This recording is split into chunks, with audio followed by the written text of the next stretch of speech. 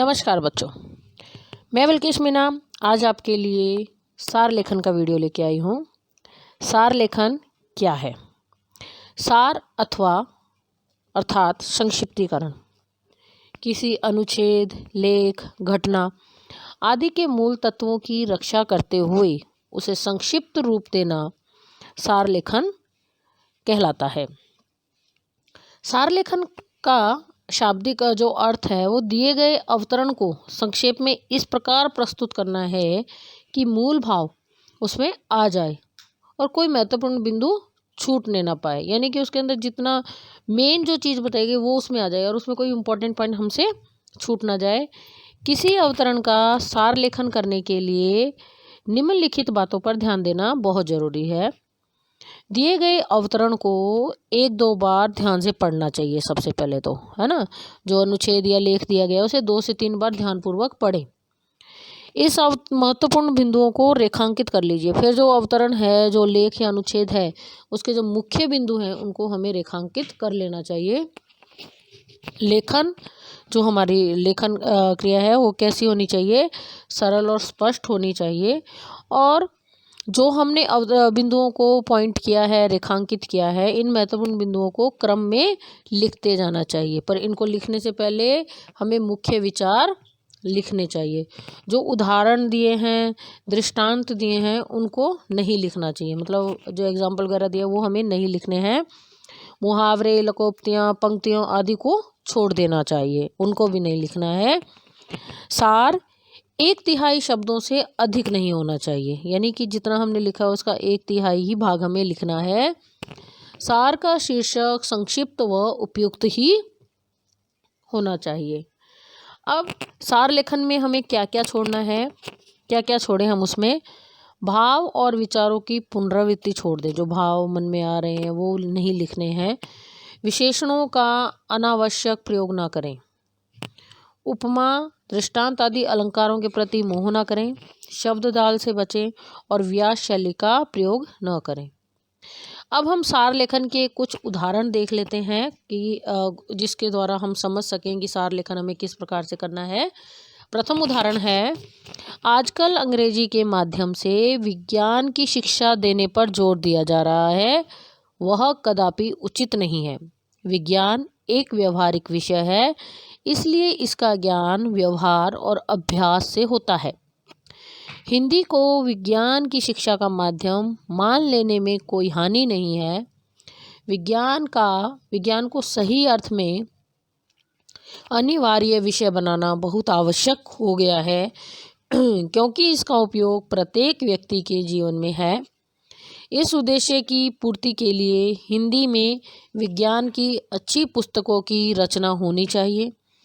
यदि केवल अंग्रेजी में लिखी गई पुस्तकें विज्ञान की शिक्षा के लिए अनिवार्य मानी जाएंगी तो ऐसी दशा में बहुत से विद्यार्थियों को इस विषय में पूरा ज्ञान प्राप्त नहीं हो सकेगा। वे केवल विषय को रट सकेंगे परंतु उसका पूरा बोध उन्हें नहीं होगा तथा उसका दृष्टिकोण भी वैज्ञानिक नहीं बन सकेगा। यानी जो हमने ये पढ़ा इसमें हमें ये तो पता चला कि इसमें वैज्ञानिक शिक्षा का जो वैज्ञानिक शिक्षा है उसके बारे में बताया जा रहा है।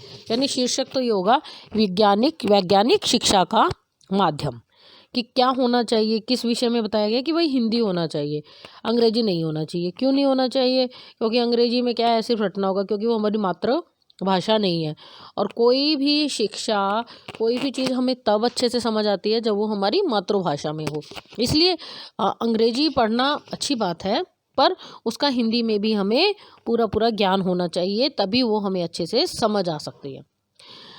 अब इसका जैसे सार है, सार क्या है? वर्तमान युग में विज्ञान की अनिवार्य और व्यवहारिक शिक्षा सरल और सुग्राह्य भाषा में हिंदी में देने से विद्यार्थी ज्ञान प्राप्त कर ही वैज्ञानिक दृष्टिकोण अपना सकेंगे। यानी कि अगर छात्रों को वैज्ञानिक शिक्षा देनी है तो उसके लिए आवश्यक होता है कि वो पुस्तकें जो है वो हिंदी में भी होनी चाहिए, जिससे कि जो विज्ञान है उसकी जो भाषा भी क्या होनी चाहिए, फिर सरल हो जाएगी, सुग्राह्य मतलब आसानी से समझ आ जाएगी, है ना। और विद्यार्थी भी अपना दृष्टिकोण वैज्ञानिक कर पाएंगे। ठीक है, एक अन्य उदाहरण देखते हैं।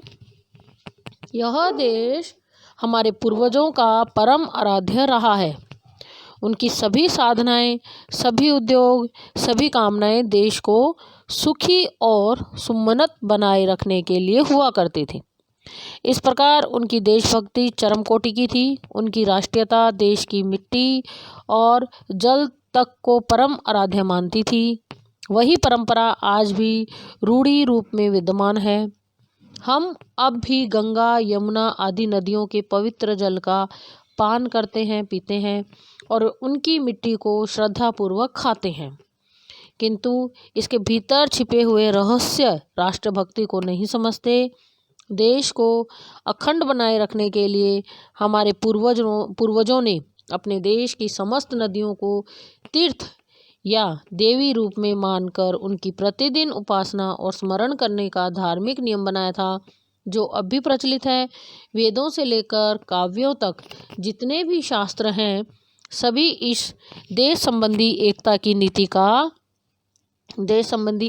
नीति को धर्म का रूप दिया गया है। ठीक है, अब इसमें किसके बारे में बताया गया है?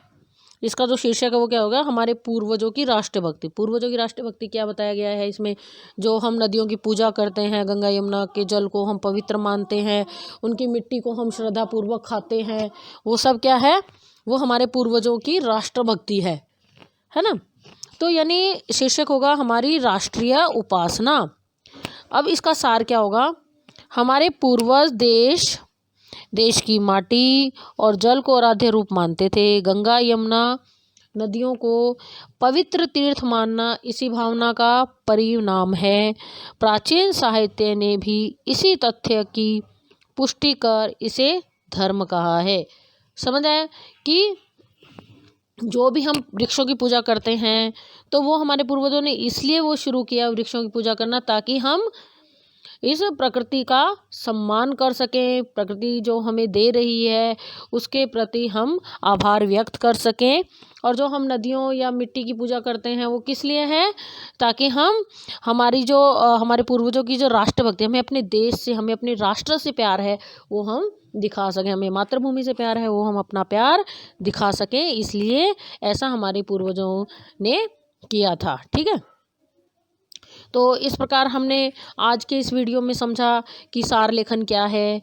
ठीक है, तो आप अपनी पाठ्य पुस्तक में दिए गए सार लेखन के जो उदाहरण हैं उनको एक बार अच्छे से देख लेना, समझ लेना, और समझने के बाद जो अन्य प्रश्न दिए गए हैं उनको करने का प्रयास करना। सार हमेशा 1/3 शब्दों में ही लिखना। ठीक है, और सार का शीर्षक अवश्य देना। तो मैं बल्केश मीना अब आपसे विदा लेती हूँ। धन्यवाद।